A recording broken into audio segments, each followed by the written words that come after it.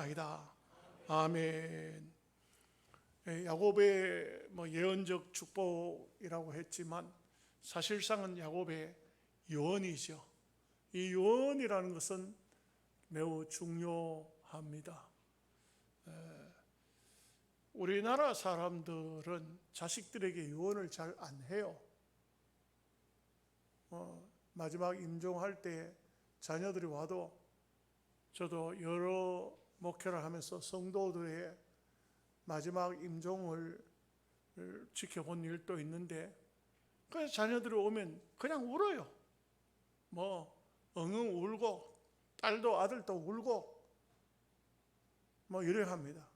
예수 믿는 사람도 그렇고 안 믿는 사람도 그렇고. 근데 보면 서양인들은 특히 이제 기독교식으로 이미 아마 몸에 배어 있는 이 사람들은 이 성경을 알아서 그런지 모르지만 아주 죽음이 눈앞에 오면 더 정신을 차려서 자녀들에게 부탁을 해요. 하나씩 하나씩 부탁해요.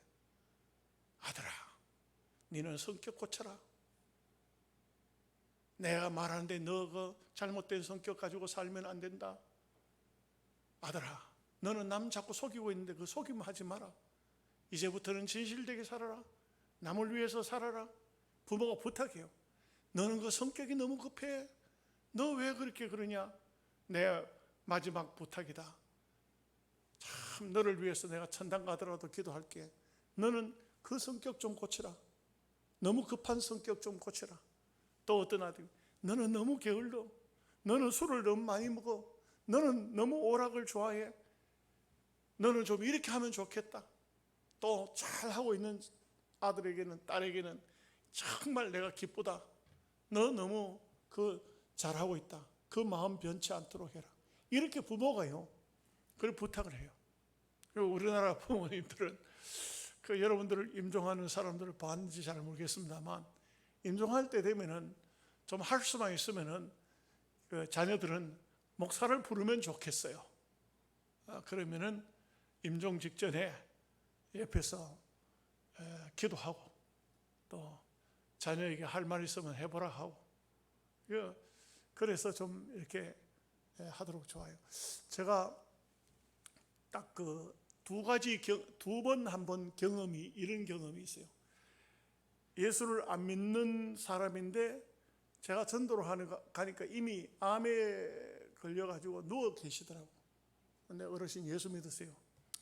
내가 예수 믿으려고 해도 몸이 이런 상태에서 믿어본들 하겠는가? 아닙니다. 믿으시면 천국 갑니다. 그러니까 천국 간다는 말에 조금 귀를 기울여요. 천국 이렇게 이제 관심을 가져요. 그래가지고는 복음을 설명하니까 본인이 예수를 믿겠다고 그래요. 얼마간 그 집을 들락날락 자주 전도하러 이렇게 가서 기도해 주고 전도사 때요. 그렇게 했는데 그 부인이 참 고맙게 생각했던 것 같아요. 어느 날 교회를 나왔어요. 남편은 교회를 못 나오지만, 저도 그래서 암이 깊어져 가고 폐암인데 굉장히 괴로워하더라고요. 그분 위해서 금식도 하고 이랬었어요. 전도사 때니까 최고의 열심히 있을 때죠. 온 동네 전도하러 다니고 할 때인데, 근데 이분에게 자녀가 많아요. 자녀가 많은데 제가 이제 얘기를 했죠. 이제 어르신 예수를 믿으니까 이제 천국에 그냥 가서 안 되니까 할 일이 있다 하니까, 내가 이런 상태에 뭘 할 수 있냐? 예수님을 믿으니까 복음을 전해야 된다고. 내가 어떻게 복음을 전하겠냐? 문상 오는 사람들에게 복음을 전하라. 예수를 믿으라고 부탁을 하라. 그때부터 복음을 전해요. 참 신기해요. 많은 사람들에게 자기 집에 오면은, 자기 찾아오면 전도를 해요. 그러고 난 다음에 이 어른이 이제 운명을 하셨어요. 장례를, 전도사지만 제가 장례를 다 집행을 해서 치루었어요. 그러고 난 다음에 주일이 다가왔는데 그 자녀들 중에 4명이 교회를 나왔더라고요. 전혀 예수를 모르는 자녀들인데 아버지가 얼마나 부탁을 했는지 4명의 자녀가 교회를 나왔어요.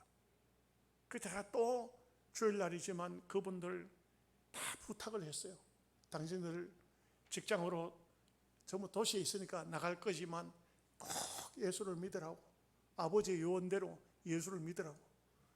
그럴 때는 가서 뭐 예수를 믿는지 안 믿는지는 모르지만 저한테 다 고맙다고, 우리 아버지 천국 보내줘서 고맙다고, 우리도 예수 믿고 천당에서 만나겠다고 이렇게 이제 약속을 했어요.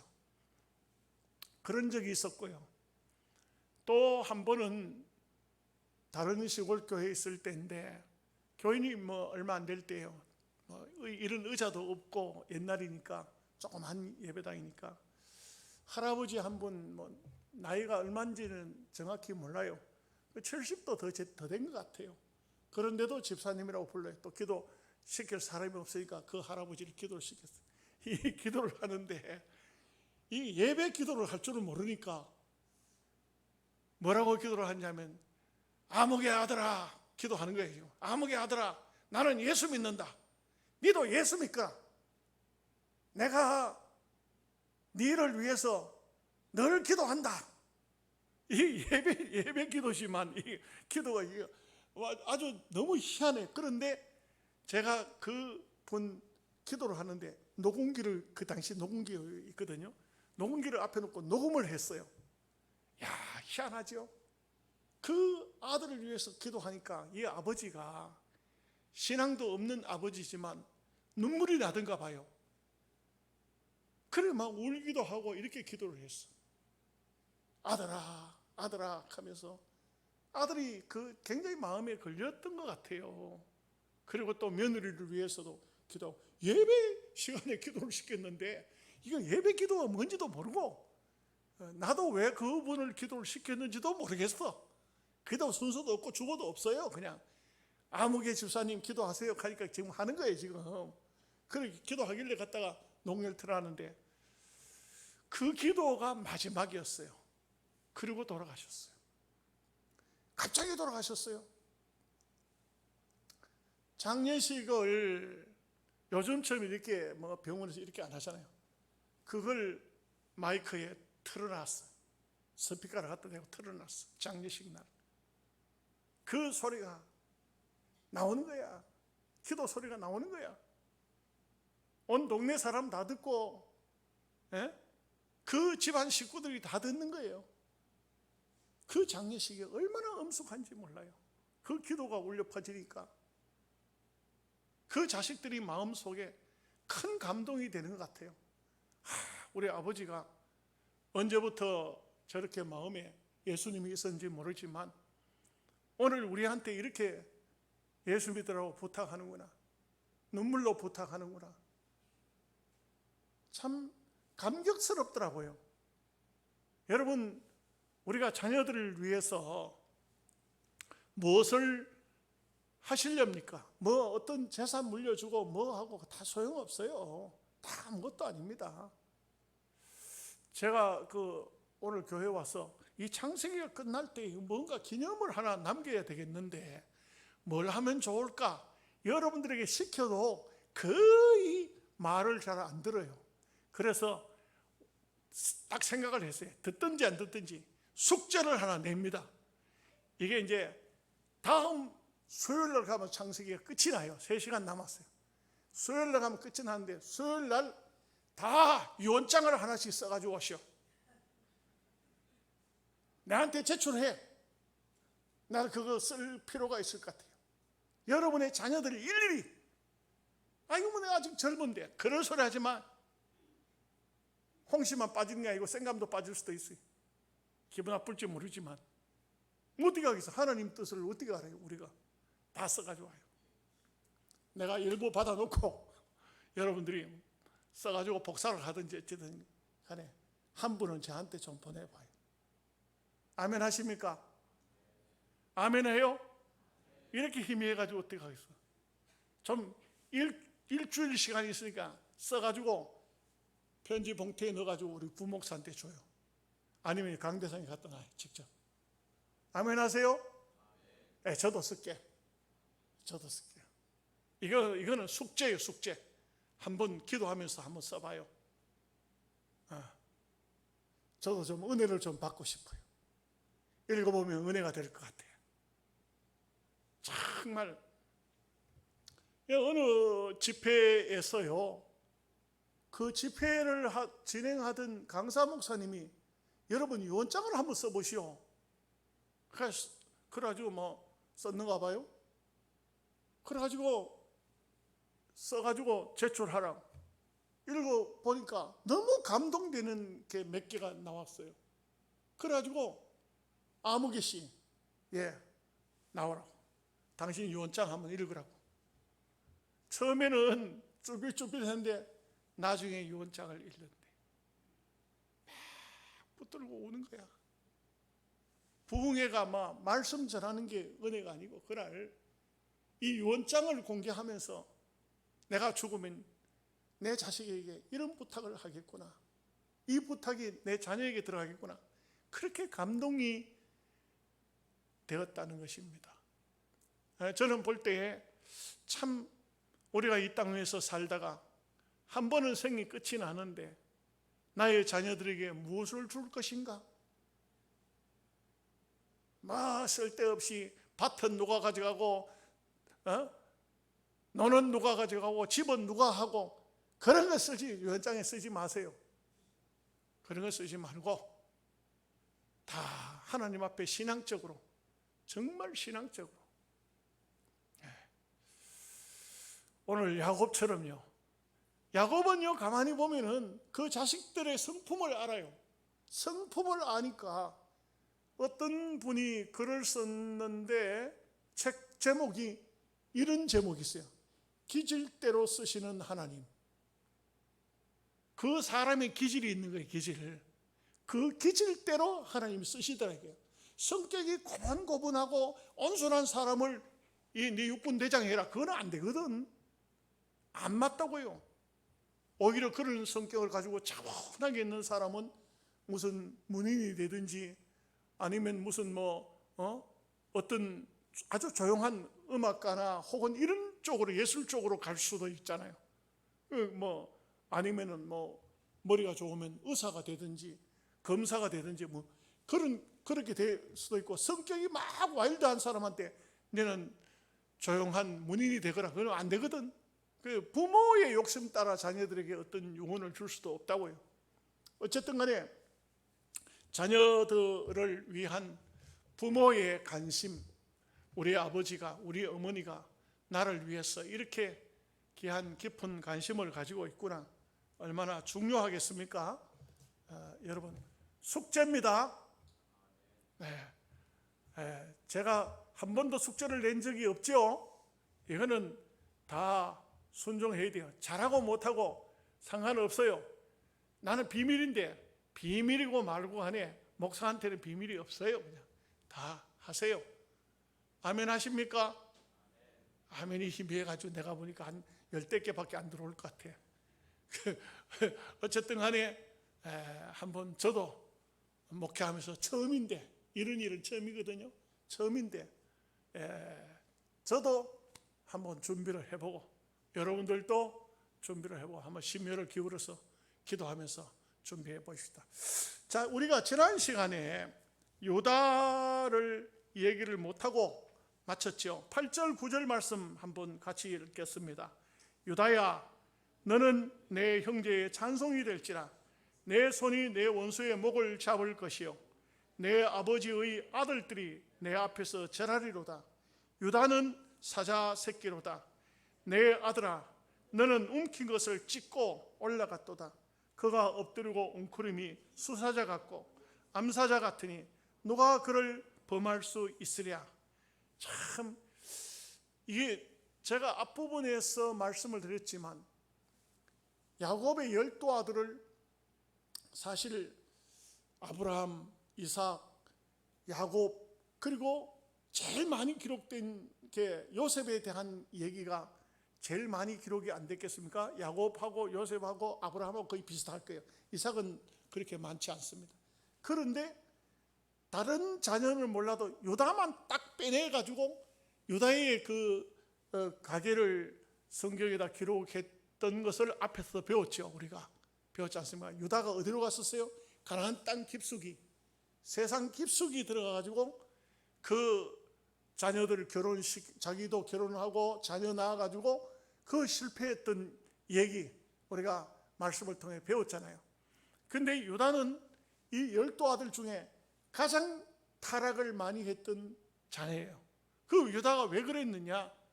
학자들은 이 성경을 연구하면서 하나같이 유다는 요셉을 팔아먹는 데 앞장선 사람이라. 그래서 구약의 유다는 요셉을 팔아먹었고 신약의 유다는 예수님을 팔아먹었고, 이 유다라는 사람이 그리 좀 이상해요. 그런데 이 유다가 얼마나 깊이 뉘우쳤는지, 돌아오고 난 다음에 세상 물정 다 알고 난 다음에 얼마나 그 마음이 정말 세상 속에서는 거기서 아들을 낳아가지고 이름을 하나님이라고 지어가지고 그런 타락된 삶을 살던 사람이지만 하나님께 돌아올 때 온전히 돌아왔대. 온전히 돌아온 표시가 뭐냐? 아버지의 마음을 아는 거야. 자기가 아버지 집을 떠나서 세상으로 들어갔을 때 우리 아버지가 얼마나 마음 아팠겠나. 요셉을 잃어버린 우리 아버지가 얼마나 마음이 아팠겠나. 그런데 또 베냐민을 붙잡으니 베냐민, 그러니까 이 지금 여기 개정판이라 하는데요, 요 앞에 성경에는 개혁판이라고 해요. 개혁판 성경에는 뭐라고 했느냐면, 요셉이 총리인 줄 모르고 요셉한테, 저 총리가 요셉인 줄 모르고 요셉한테 하는 말이, 이 아들은 아버지와 영혼이 결탁되었나이다. 절대 베냐민을 종으로 잡으면 안 됩니다. 이 아들이 여기에 종으로 잡히는 순간 우리 아버지는 못 산다, 죽는다. 이게 아버지를 생각하는 마음이 얼마나 절실했으면, 내가 평생 종이 될 테니까, 내가 당신들의 종이 될 테니까 베냐민은 아버지께로 돌려보내주세요. 여러분, 성경 우리가 앞에서 보았어야 알죠? 요셉이 거기서 막 참을 수가 없었어요. 너무 그냥 막 복받쳐 올라서 거기 있던 사람들 다, 애굽 사람들 나가라고 다 내보내고는 그만 통곡하면서, 형님들, 제가 바로 요셉입니다. 너무 회개하는 그 유다의 변화된 모습 속에서 요셉이 감격해서 울었어요. 크게 우니까 그 울음소리가 바로의 궁궐, 이 요셉이 있던 총리 공간하고 바로 임금이 살던 궁궐하고 같이 거의 붙은 그런 상태인데, 거기서 우니까 그 바로에게까지 울음소리가 들릴 정도로 크게 울었어요. 얼마나 가장 요셉이 마음이 아팠던 사람이 유다라 이거죠. 그런 사람이 이 유다가 회개하는 모습에 가장 감격한 거예요. 이런데 이것을 다 이제 누가 알았겠어요? 야곱이 안 거예요. 야곱이 안 거예요. 그러니까 이 유다에게 축복할 수 있는 모든 축복을 다 해요. 그 축복이 오늘 여기에 말씀에 보면 내 형제의 찬송이 될지라. 그 유다는요, 유다 지파에서 누가 나왔습니까? 다윗이 나왔잖아요. 다윗이 누구예요? 다윗은 예수님의 조상이죠. 또 아브라함의 후손이죠. 계통이, 이 구속사적인 계통이 아브라함, 다윗, 예수 그리스도. 그래서 아브라함과 다윗의 자손 예수 그리스도의 세계라. 마태복음 1장 1절에 그렇게 나오죠. 이게 중간 시조가 됐어요. 다윗이. 누구 때문에? 유다 때문이에요. 유다 때문에. 여러분, 그래서 그 장자의 반열에는 요셉이 올라가고, 그리고 이 12지파의 왕은 유다가 되고, 훗날 레위는 이 본문에서 앞에서 보았지만 하나도 축복을 안 했어요. 예. 하나도 축복을 안 했지만 놀랍게도 좀 깊이 따지면, 거기 이 레위에 대해서는 깊이 따지면 요게벳이라는 아주 믿음 좋은 여인이 아들을 하나 놓고, 아들이 너무 아름다웠다, 신앙으로 볼 때. 그래서 모두 다 아들을 놓으면 하수에 던져 죽이는 그런 때에 모세가 태어났을 때 너무 아름다웠다. 석 달 동안 숨겨 키우다가 갈대 상자에 넣어서 띄워보내는 이 어머니, 얼마나 성경 속에는 나오지 않지만 가경이라고 해서, 가경, 외경, 거기는 그 어머니가 모세를 품에 안고 얼마나 기도하는지 몰라요. 눈물로 기도하니. 그래서 히브리서 11장에는 모세는 장성함에 바로의 공주의 아들이라 칭함을 거절하고 하나님의 백성과 함께 고난받기를 즐거워했다. 이 성경이 그렇게 나오지. 그거는 그냥 되는 게 아니에요. 부모가 자식을 안고 얼마나 눈물로, 얼마나 기도해서, 모세야, 모세야, 너의 백성은 바로가 너의 백성이 너의 아버지가 아니다. 너의 아버지가 아니야. 너의 할아버지가 아니야. 너의 백성은 저 고난받는, 저 핍박받는 저 백성이 바로 너의 백성이다. 거기서 모세가 태어났잖아요. 이 레위 지파에서는요, 모세가 태어남으로 완전히 그 지파는 살았어요. 엄청난 축복을 받습니다. 모세는 영도자가, 최고의 역사적인 영도자가 되고, 또 뿐만 아니고 그의 형님 아론은 레위 지파의 수장이 되어서 대제사장의 반열에 오르서 자자손손 모든 12지파 백성들을, 그 자손들을 위해서 기도하고 제사 지내주는 제사장이 됐다는 이것은 그 12아들들 중에 최고의 복을 받은 사람이 바로 요셉, 유다, 레위, 이렇게 딱 손꼽을 수가 있어요. 이런 귀한 축복의 용. 그래서 오늘 여기 보니까 유다야, 너는 내 형제의 찬송이 될 것이다. 또 그러면서 이 유다를 향해서 뭐라 합니까? 너는 사자 새끼라. 사자, 동물의 왕이라. 그걸로 끝나지 않아요. 자, 10절 11절 말씀 보십시다. 규가 유다를 떠나지 아니하며 통치장의 지팡이가 그 발 사이에서 떠나지 아니하기를 실로가 오시기까지 이르니 그에게 모든 백성이 복종하리로다. 그가 그의 나귀를 포도나무에 매며 그의 암나귀 새끼를 아름다운 포도나무에 맬 것이며 또 그 옷을 포도주에 빨며 그의 복장을 포도즙에 빨리로다. 계속 읽어봅니다. 그의 눈은 포도주로 인하여 붉겠고 그의 이는 우유로 말미암아 희리로다. 이 유다에게는 규라는 것은 옛날 개정판에는, 개혁판에는 홀이라 그랬어요. 홀이 뭐예요? 홀이 뭐고 규가 뭡니까? 왕들이, 옛날 왕들은 손에 들고 다니는 지휘봉, 마치 군대의 사단장이 들고 다니는 지휘봉 같은 홀이 있었어요. 금홀, 이걸 있었어요. 이 홀은 딱 저 잡아 하면 바로 잡아 끌고 옵니다. 죽여 하면 죽습니다. 이 홀이라는 것이 얼마나 건세가 있는지. 그런데 그 홀이 유다를 떠나지 않겠다. 이게 벌써 다윗이 뭐 아주 훌륭해서 이게 사울 임금에게서 기스의 아들 사울이지 않습니까? 이 사울에게 있던 베냐민 지파거든요. 거기에 있던 규가 다윗에게로 넘어왔죠. 이미 이 성경이 그렇게 예언이 돼 있어요. 그리고 하나님께서 다윗에게 뭐라 했습니까?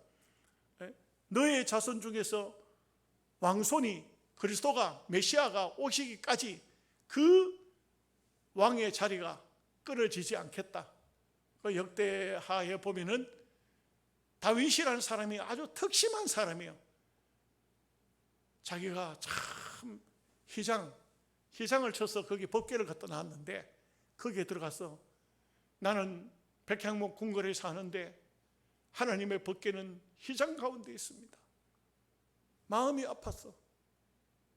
막 아무리 전쟁하는 시기고 아무리 상황이 안 좋은 시기지만 마음에 결심을 했어요. 내가 지금 이런 상황이지만 성전을 지어야 되겠다. 지금 그럴 때는 성전 지을 때가 아니거든. 지금 막 계속 전쟁이 일어나는, 전쟁하는 때인데 전쟁이 엄청 많았어요. 다윗 시대에 맨날 전쟁이잖아요. 다윗 역사는 전쟁 역사예요. 그런데 성전 짓겠다는 마음이 생겼어요.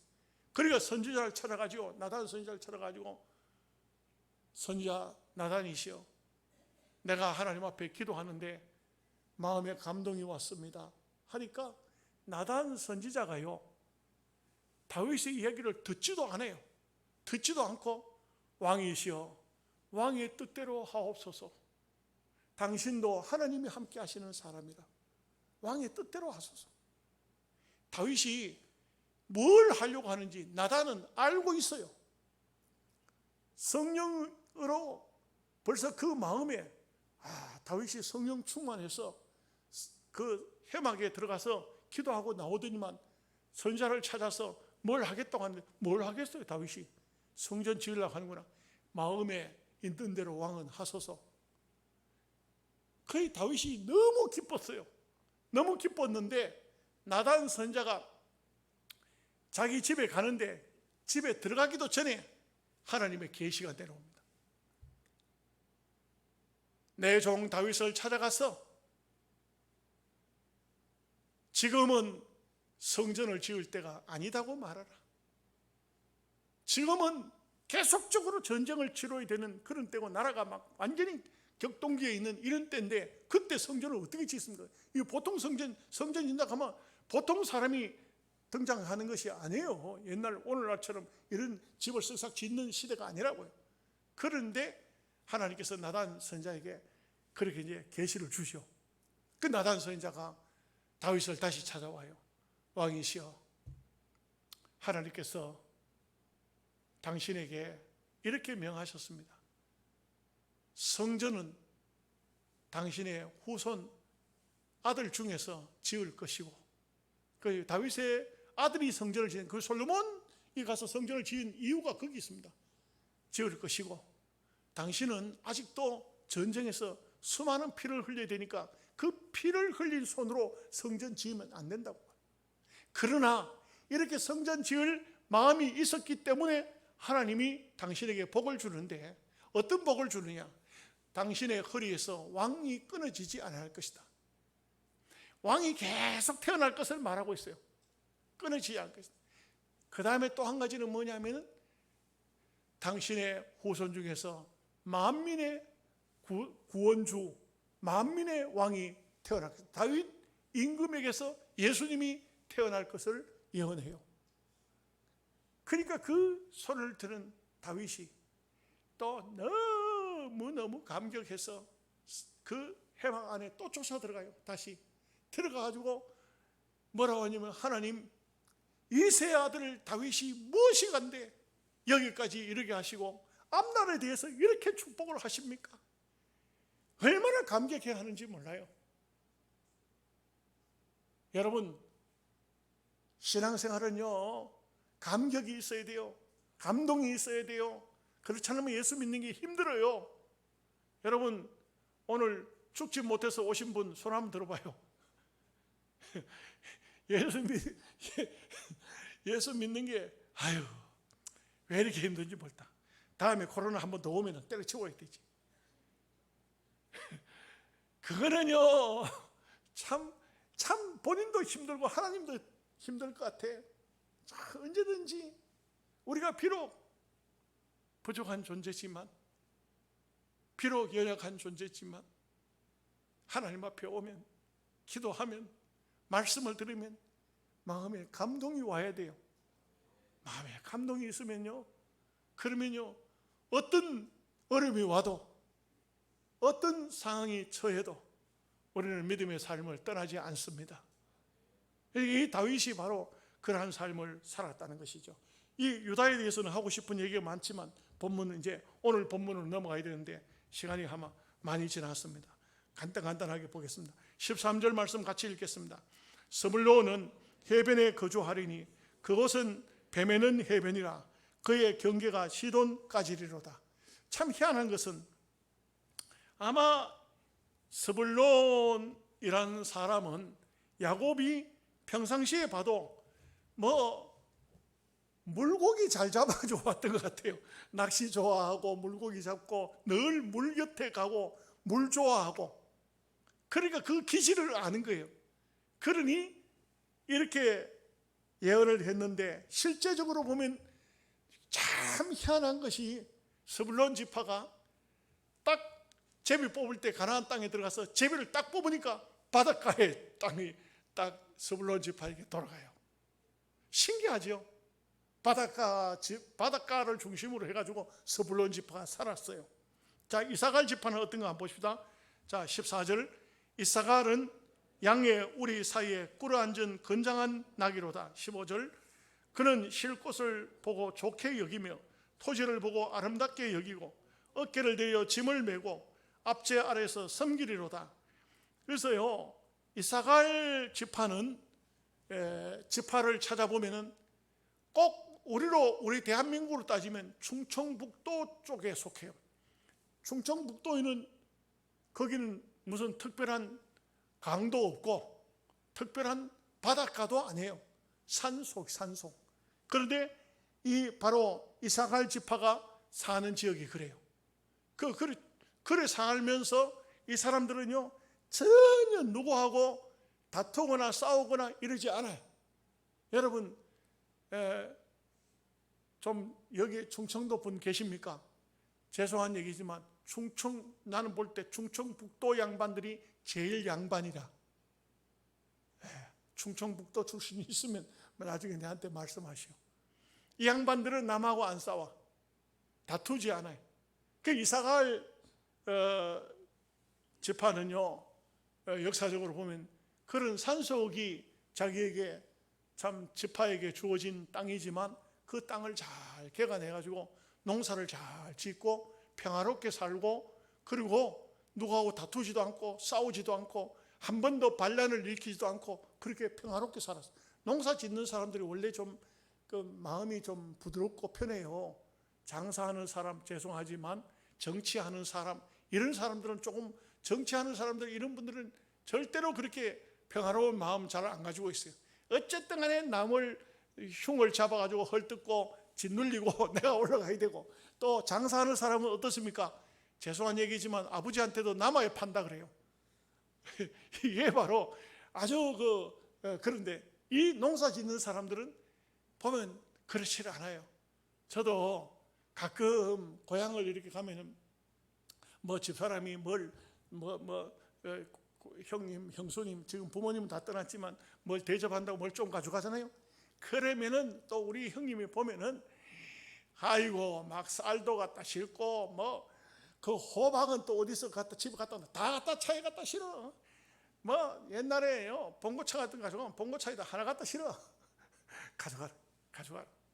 참 시골에 농사 짓는 분들이 보면은 그래요. 도시에서 자녀들 올 때는 어떻게 해요? 손에 요래 들고 오죠. 근데 갈 때는 어떻게 해요? 짊어지고 가야 돼요. 뭐가 그게 줄 게 많은지 그렇게 남을 대접하려고 하고 늘 평화로운 마음을 가지고 그렇게 이사갈 지파가 살아가더라 이거죠. 자, 16절에서 18절 말씀까지 읽어봅니다. 다는 이스라엘의 한 지파같이 그의 백성을 심판하리로다. 다는 길섭의 뱀이요 새끼의 독사로다. 말굽을 물어서 그 탄자를 뒤로 떨어지게 하리로다. 여호와여 나는 주의 구원을 기다리나이다. 이 참 보면은 단 지파에 대해서는 이게 전혀 축복이 아닙니다. 여러분 성경에서 항상 창세기부터 시작해 가지고 뱀은 사탄이에요. 요한계시록까지 뱀은 사탄이에요.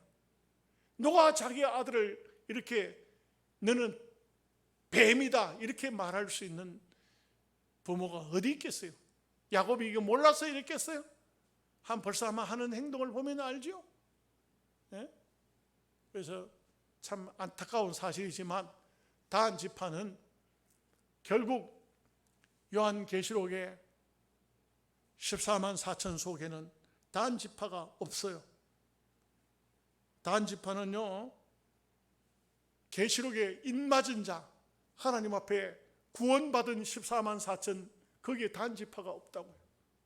입맞지를 못해요.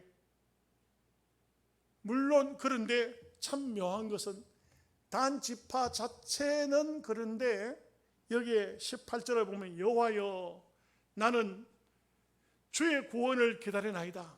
여기도 간절하게 구원을 기다리는 그런 백성이 있다 이거죠.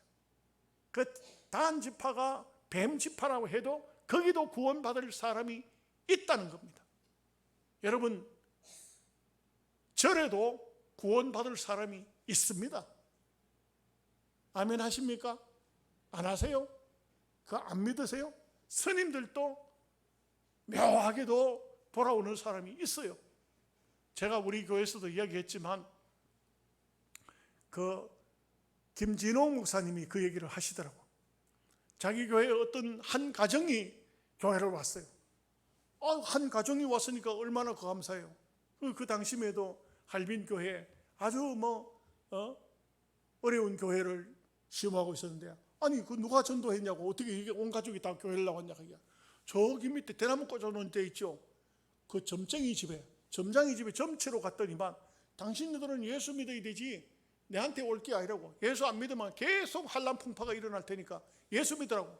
그래가지고 온 식구들이 다 교회를 왔다는 거예요. 그러니까 그 점장이가, 목사님이 생각할 때 점장이가 고맙겠어요, 안 고맙겠어요? 이거 대답을 잘 안 해. 왜 그렇게 너무 그러지를 마시오. 너무 그러지도 마. 너무 저 종들 보거나 저 사탄 놈 새끼, 저 사탄 그렇게 하면 안 돼. 너무 옛날에 목사님들은요 너무 그랬어. 옛날에는 그 시주하러 다녔거든. 그래 오면은요, 예수 믿는다고 이래가지고 그냥 물도 한 모금 안 주고 쫓아내버려. 그걸 잘하는 것이, 그렇게 하면 안 돼. 시주는 못해도 돌아오면 밥이라도 좀 먹여서, 참 힘들 때 뭔가 박하사라도 한 병 줘가지고 보내야지. 부처 앞에 시주는 못해도 할 일이 있다 이 말이에요. 좀 더운데 좀 쉬어가지고 가라 하고, 좀 먹을 것도 주고, 좀 수박도 좀 꺼내다가 먹여주고 하면 안 좋아요? 속으로 하면 열에 딱 해가지고, 요 사탄놈 새끼가, 그렇게 하면 안 돼. 그 점장이가 교인을 보내와서 고맙잖아요. 그 마음을 가지고 있는데 어느 날 딱 내려가니까 그 점장이하고 딱 마주친 거야. 마주치니까 목사님이 어떻게 했어요? 아이고, 그 교인을, 사람들을 우리 교회 한 가정을 보내줘가지고 고맙습니다. 그 가이에 이 점장이가 하는 말이 뭐라고 하냐면, 같은 업에 있는 사람들끼리 서로 도우면서 살아야 안 되겠습니까? 점장이하고 목사하고 동급으로 같은 업에 있는 사람이 서로 도우면서 살아야 될 거 아닙니까? 목사님이 뭐라고 말도 못하고 속으로 우습다 싶어서 딱 돌아섰는데, 그 점장이가 하는 말이 이러더라고요. 내가 지금은요 이러고 있지만 언젠가는 그쪽으로 갈 겁니다. 이분은 거기에 아무것도 없다는 걸 알아요. 그 귀신만 역사한다는 것을 본인도 알고 있는 거예요. 내가 언젠가는 저 교회로 가야지, 언젠가는 저 예수 믿으러 가야지. 그런 분들, 참 이 스님들도 이렇게 접촉을 해보니까 그런 분들이 참 많더라고요. 저는 그 스님들한테 직접적으로 그래봤어요. 덕도를 했습니까? 하고 물어봤어. 스님, 절에 가신 지 얼마 됐습니까? 20년 됐습니다. 덕도 하셨습니까? 아이고 웬걸요. 그런데 그거 뭐 하려고 계십니까? 예수 믿으면 청당 갑니다. 예수 믿으면 확실히 천당 갑니다. 그 중복 벗어보고 교회로 오이소. 당장 구원받습니다. 그래, 아이고 내가 이제 늙어가지고 어째 그래 그 교회로 가겠는겨? 못 가겠습니다. 이렇게 대답을 해도 자기네들 스스로는 거기에 진리가 없고 생명이 없다는 걸 알아요. 어떤 스님은 그러더라고요. 우리 집에 맨날 메론 보내주는 그 스님은 교회로 오락하면, 목사님, 내 혼자가 아닙니다. 몇 명 먹고 살 수 있는 길이 있으면 내가 갈게요. 여러분 혹시 좀 여유가 되십니까? 한 가정 먹여 살릴 수 있겠어요? 그러면 오락하면 온대. 내가 무슨 방법이 없어가지고 오락소리를 못했어요. 내가 볼 때는 거기는 본인도 잘 알아. 해봤자 이거 아무것도 없다는 걸 알아요. 그렇기 때문에 언젠가는 그런 사람도 때가 되면은 하나님 앞으로 오는 거예요. 옵니다. 다한은 길섭의 뱀이요 새길의 독사라. 자, 이 다한이 똑똑하기는 얼마나 똑똑합니까? 16절에 다한은 이스라엘의 한 지파같이 그의 백성을 심판하리로다. 대단히 똑똑합니다. 대단히 훌륭합니다. 그런데 뱀이라 이거예요. 그리고 참 그래도 조금 희망이 있는 것이 여호와여 나는 주의 구원을 기다리나이다. 이렇게 번역되어 있는데 실제로 보면 단 지파 안에도 하나님을 찾는 사람이 있다 이거죠. 있다 이거죠. 자, 19절 말씀 같이 봅니다. 갓은 군대의 추격을 받으나 도리어 그 뒤를 추격하리로다. 이 갓 지파가 굉장히 뒷심이 강한 힘 있는 그런 지파가 될 것을 말했어요.